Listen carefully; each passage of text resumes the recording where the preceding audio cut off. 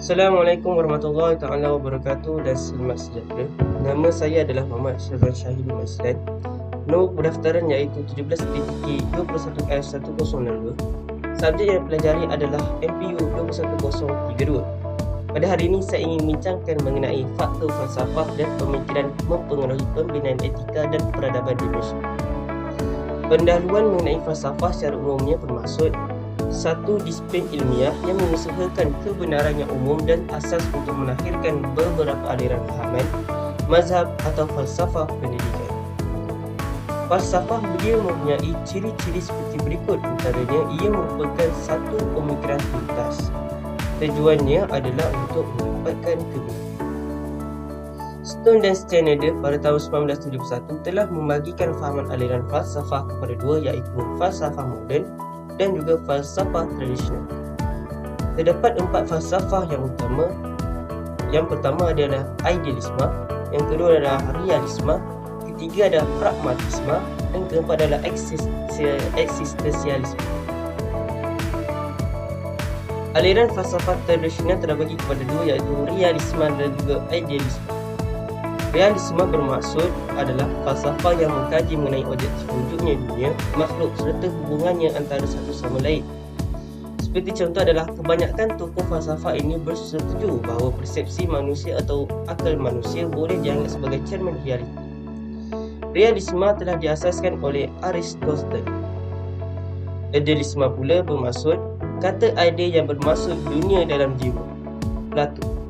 Ia menekankan perkara-perkara yang merupakan idea dan memperlekehkan perkara-perkara yang material dan fizikal. Seperti contoh, sekolah merupakan falsafah yang memandangkan metafizikal dan ideologi sebagai kunci kepada hakikat realiti. Aliran fahaman falsafah moden pula mempunyai dua, iaitu pragmatisme dan juga eksistensialisme. Pragmatisme adalah satu perkara yang memfokuskan kepada pengalaman dan dinamika. Seperti contoh, pragmatisme telah menolak konsep metafizik, iaitu mengenai konsep ketuhanan. Eksistensialisme pula adalah idea dan pengetahuan yang berasal dari pengalaman bebas atau laissez-faire. Eksistensialisme pula berpendapat bahawa kehidupan adalah tanggungjawab individu. Seterusnya kita masuk pada falsafah pendidikan Islam, iaitu konsepnya adalah satu proses yang berterusan yang dapat memupuk potensi semula untuk menjadi seseorang manusia. Seperti contoh, dengan membentuk insan yang soleh yang dapat membawa kebaikan di dunia dan juga akhirat. Tujuan falsafah pendidikan Islam pula iaitu mendidik dengan berakhlak mulia supaya dapat membiasakan diri dengan adab-adab yang mulia. Seperti contoh, memulakan kebaikan dengan melakukan kebersihan diri sebelum melakukan apa sahaja yang dilakukan. Matlamat untuk falsafah pendidikan Islam pula adalah menjadi Muslim yang beriman, beramal soleh dengan melengkapkan diri serta tanggungjawab. Seperti contoh, dengan hidup dalam masyarakat yang harmoni dan damai, kita akan mendapatkan keredaan dan juga kesejahteraan di dunia dan dunia. Di bawah itu adalah gambar Ibn Khaldun yang memberikan pendapat bahawa ilmu perlu diintegrasikan kepada ilmu agama dan juga ilmu alam. Secara ringkasnya untuk tajuk ini adalah negara yang telah dijajah bukan sahaja dijajah dari segi kekayaan negaranya sahaja, tetapi pemikiran anak-anak negaranya juga telah dipengaruhi dengan pemikiran-pemikiran barat, terutamanya bagi negara yang berpegang pada agama dan budaya tempatan yang kuat. Falsafah dan pemikiran juga amatlah penting dalam pembangunan negara. Oleh yang demikian, kita wajarlah meneruskan penelitian dengan sebaiknya supaya dapat melahirkan insan dan generasi yang dapat memajukan negara yang harmoni dan sejahtera. Ini adalah sumber rujukan yang saya kaji untuk tajuk ini. Sekian. Warahmatullahi wabarakatuh. Saya Nur Faris dari Pembicaraan. Nombor pendaftaran 17 DTK 21F1006. Saya ingin menerangkan tentang faktor falsafah dan pemikiran mempengaruhi pembinaan etika dan peradaban di Malaysia. Falsafah dan pemikiran. Falsafah bukan satu pegangan atau fahaman ataupun prinsip seseorang terhadap sesuatu perkara. Ianya juga wujud dalam hasil pemikiran dan pengertian serta pengalaman yang dilalui seseorang dalam kehidupan harian. Falsafah dan pemikiran terbagi kepada 4. Pertama, idealisme, yang kedua realisme, yang ketiga pragmatisme dan yang keempat eksistensialisme. Idealisme memfokuskan akal, jiwa dan kerohanian kerana kebenaran hanya bergantung kepada tiga perkara tersebut. Ianya juga tidak membuktikan kewujudan fizikal. Yang seterusnya, realisme. Realisme memfokuskan keseluruhan realiti adalah alam fizikal. Realisme juga mementingkan kewujudan fizikal untuk membuktikan sesuatu. Yang ketiga, praktisme. Praktisme memfokuskan pengalaman sebagai bukti kebenaran. Praktisme juga menolak konsep ketuhanan. Yang keempat, eksistensialisme memfokuskan kebanyakan idea dan pengetahuan adalah berasal daripada pengalaman bebas dan laissez-faire. Eksistensialisme juga mengatakan kehidupan adalah tanggungjawab individu yang menganggapkan setiap orang bebas menentukan keputusan dan pilihan mereka.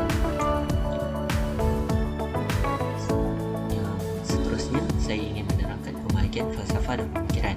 Falsafah terbagi kepada dua: falsafah pemikiran tradisional dan moden. Yang pertama, tradisional. Tradisional mengambil dua bahagian daripada falsafah dan pemikiran, iaitu idealisme dan realisme. Yang pertama, ini membuktikan perspektif ini berpandangan maklumat telah pun ditentukan dan ditetapkan, manakala manusia hanya diberi ruang untuk memilih cara bagaimana untuk mencapai maklumat tersebut. Perspektif tersebut telah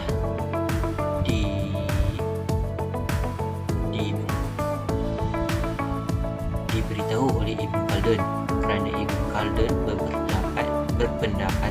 berpendapat ilmu perlu diintegrasikan kepada ilmu agama dan ilmu alat. Menurut ilmu agama, Ibn Khaldun juga berpendapat untuk kita menuntut ilmu agama, logik, falsafah, matematik dan bahasa Arab. Yang kedua, falsafah dan pemikiran moden. Falsafah dan pemikiran moden mengambil dua daripada falsafah dan pemikiran, iaitu praktisme dan eksistensialisme. Perspektif ini berpandangan manusia berhak menentukan alamat hidupnya dan berhak memilih cara bagaimana untuk mencapai tersebut. Yang seterusnya, saya ingin menerangkan tentang falsafah rukun negara dalam membentukkan masyarakat majmuk di Malaysia. Rukun negara dibentuk dengan tujuan utama, iaitu membentuk perpaduan yang kokoh. Ini disebabkan rukun negara tercipta disebabkan ekoran berlakunya peristiwa rusuhan kaum pada 13 Mei 1969. Hasil tersebut dapat daripada kata sepakat di dalam Majlis Perundingan Negara. Terusnya, saya ingin menerangkan tentang falsafah rukun negara. Yang pertama ialah kepercayaan kepada Tuhan. Kepercayaan kepada Tuhan mewujudkan ikatan agama agar masyarakat dapat membentukkan fikiran, peraturan dan perbuatan yang memanfaatkan diri serta orang lain, memandangkan semua agama mengajarkan kebaikan. Yang kedua, kesetiaan kepada raja dan negara. Ini disebabkan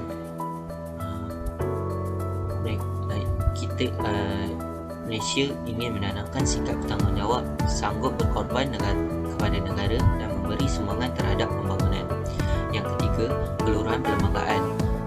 Ia membolehkan masyarakat menyedari kepentingan perlembagaan sebagai sumber perundangan tertinggi yang harus dipatuhi demi keharmonian negara. Dan seterusnya, kedaulatan undang-undang. Kedaulatan undang-undang mewujudkan masyarakat yang menghormati dan mematuhi undang-undang. Negara memandangkan undang-undang memberi perlindungan kepada semua anggota masyarakat. Yang seterusnya, yang terakhir, iaitu kesepadan dan kesedaran. Kesepadan kesilaan memupuk asas yang mulia dalam kalangan masyarakat agar tidak menyinggung perasaan orang lain yang boleh menjejaskan. Di situ saja saya ingin menerangkan tentang faktor falsafah. Assalamualaikum warahmatullahi wabarakatuh dan selamat sejahtera. Saya Muhammad Afiq bin Muhammad Zahari dari kelas TK2B, pendaftaran 13 TK21F1052 ingin menceritakan tentang faktor falsafah dan pemikiran mempengaruhi pembinaan etika dan peradaban di Malaysia. Pendahuluan. Falsafah merupakan satu komponen yang penting dalam perbincangan bagi pelaksanaan sesuatu sistem pendidikan atau dalam kehidupan. Falsafah yang dibina akan membentuk objektif, metodologi, wasilah, sistem dan prasarana pendidikan maupun dalam kehidupan. Kewujudan falsafah adalah sebagai memenuhi keperluan kepada tujuan pendidikan yang telah ditetapkan supaya ianya dapat dicapai dan menjadi tunjang kepada pelaksanaan sesuatu sistem pendidikan bagi sesebuah negara. Falsafah sering dianggap sebagai suatu disiplin ilmu yang sukar difahami dan tidak relevan dalam keperluan hidup seharian. Apa itu falsafah? Falsafah adalah satu pegangan atau fahaman ataupun prinsip seseorang dalam sesuatu perkara, bidang dan sebagainya. Secara umumnya, falsafah mempunyai ciri-ciri seperti berikut. Yang pertama, merupakan satu usaha pemikiran yang tuntas. Yang kedua, tujuannya adalah untuk mendapatkan kebenaran. Yang ketiga, wujud hasil pemikiran dan pemerhatian serta pengalaman yang dilalui oleh seseorang dalam kehidupan seharian. Aspek-aspek dalam falsafah menjadi panduan terhadap seseorang dalam membuat keputusan. Seorang ahli falsafah dari Jerman yang popular, Immanuel Kant, pernah berkata, perkara yang berkaitan dengan falsafah ialah bukan menentukan peraturan tetapi menganalisis pendapat pribadi terhadap penjelasan umum. Stone dan Schindler 1971 telah membahagikan falsafah kepada dua, iaitu yang pertama tradisional, yang kedua ialah moden. Kalau tradisional kita dapat lihat ada idealism dan realism.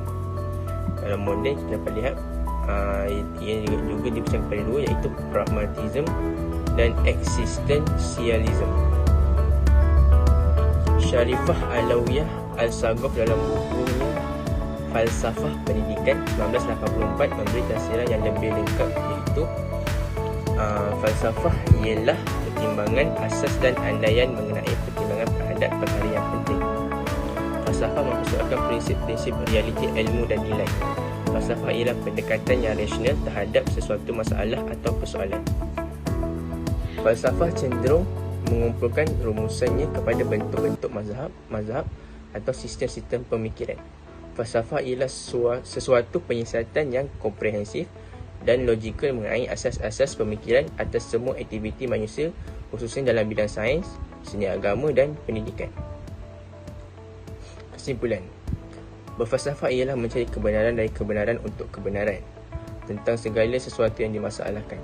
Dengan berfikir secara radikal, sistematik dan sejagat, apabila seseorang berfikir demikian dalam menghadapi masalah dalam hubungannya dengan kebenaran, adalah orang itu telah memasuki falsafah. Penuturan dan uraian yang disusun oleh pemikirannya itu adalah falsafah. Daripada pendapat tersebut, rumusan dapat dibuat bahawa falsafah seharusnya ditanda dengan caranya, iaitu berfalsafah, dan juga masalahnya iaitu persoalan falsafah.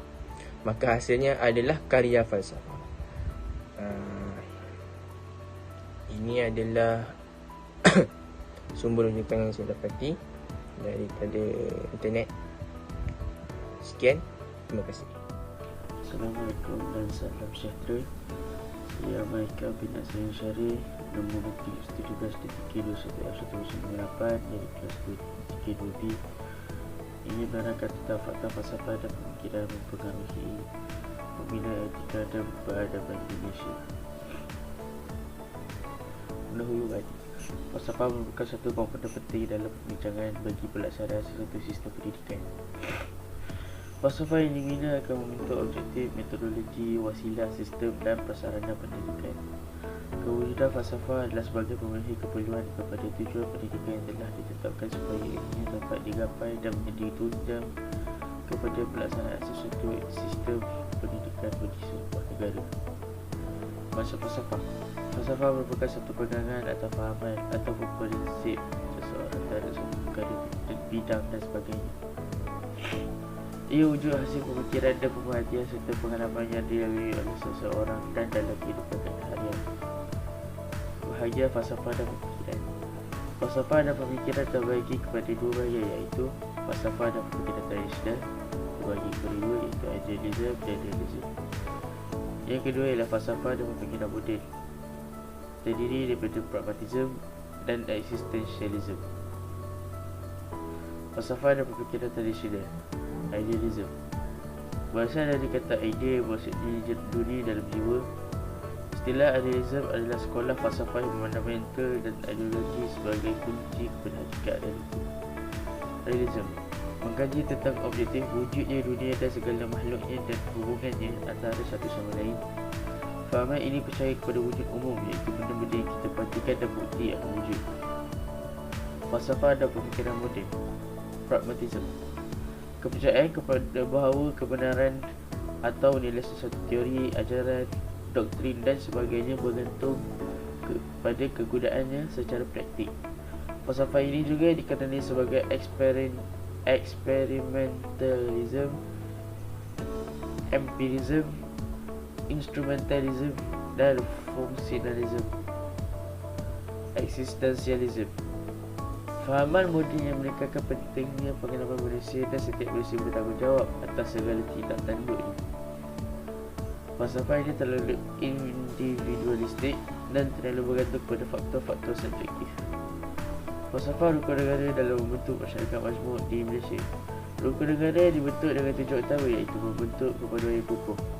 Untuk cerita ekoran berlakunya peristiwa rusuhan kaum pada 13 Mei 1469.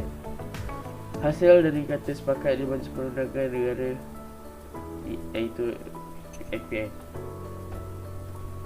Falsafah rukun negara, kepercayaan kepada Tuhan, mewujudkan ikatan agama agar masyarakat dapat membentuk fikiran, pertuturan dan perbuatan yang memanfaatkan diri serta orang lain, memandangkan semua agama mengajar kebaikan. Kesetiaan kepada raja dan negara, menanam sikap bertanggungjawab, sanggup berkorban dan memberi sumbangan terhadap pembangunan. Keluhuran perlembagaan, membolehkan masyarakat menjadi kepentingan perlembagaan sebagai sumber perundangan tertinggi yang harus dipatuhi demi keharmonian negara. Kedaulatan undang-undang, mewujudkan masyarakat yang menghormati dan mematuhi undang-undang negara, memandangkan undang-undang memberi perlindungan kepada semua anggota masyarakat. Kesopanan dan kesusilaan, memupuk siasat mulia dalam kalangan masyarakat agar tidak menyinggung perasaan orang lain yang boleh menjejaskan hubungan silaturahim sesama masyarakat. Sekian, terima kasih.